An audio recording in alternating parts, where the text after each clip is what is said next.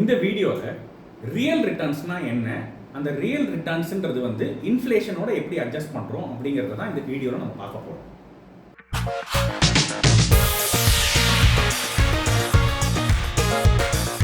இந்த வீடியோவில் நம்ம பார்க்க போகிற கண்டென்ட் பார்த்தீங்க அப்படின்னு வச்சுக்கோங்க, money value and inflation.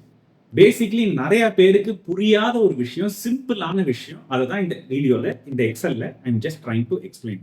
Let's say for example, somebody has got a crore of rupees.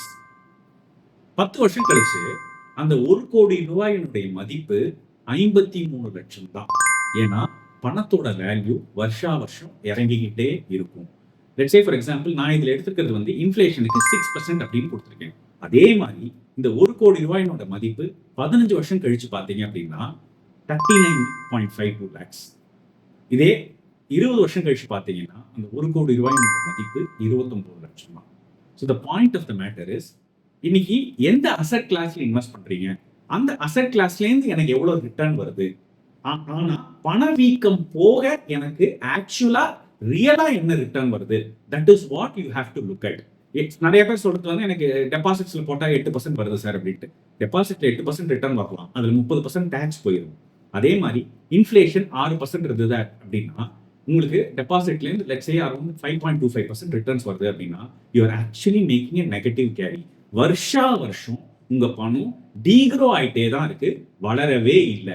Which means உங்களுக்கு வரக்கூடிய ரிட்டர்ன் இன்ஃப்ளேஷனை காட்டிலும் அதிகமாக இருந்தால் தான் you are actually making a real return. இப்போ இதை தான் நம்ம இந்த எக்ஸல்ல பார்க்க போறோம். Let's say for example, somebody has invested a crore of rupees. நான் இன்ஃப்ளேஷன் படி 10 வருஷம் கழிச்சு அவங்களோட வேல்யூ 53 லட்ச ரூபா அப்படின்னு நான் சொன்னேன். ஆனா அது அவங்க டெபாசிட்ல பண்ணியிருந்தாங்க அப்படின்னா 10 வருஷத்துக்கு அவங்களுக்கு 10வது வருஷம் மெச்சூரிட்டி ஆகும்போது கிடைக்கக்கூடிய பணம் பார்த்தீங்க அப்படின்னா 1.75 crores.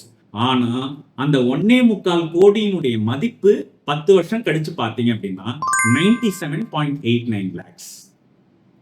இதே ஃபார் எக்ஸாம்பிள் ஒரு ஈக்விட்டி பேஸ்ட் மியூச்சுவல் ஃபண்ட்ல பண்ணாங்க அப்படின்னா அவங்களுக்கு 10 வருஷம் கழிச்சு அவங்களுக்கு கிடைக்கக்கூடிய பணம், இன்னைக்கு 1 crore இன்வெஸ்ட் பண்றாரு, 10 வருஷம் கழிச்சு அவருக்கு கிடைக்கக்கூடிய பணம் வந்து 4.05 crores. ஆனா அந்த 4.05 crores மதிப்பு 10 வருஷம் கழிச்சு பாத்தீங்க அப்படின்னா 2.25 crores.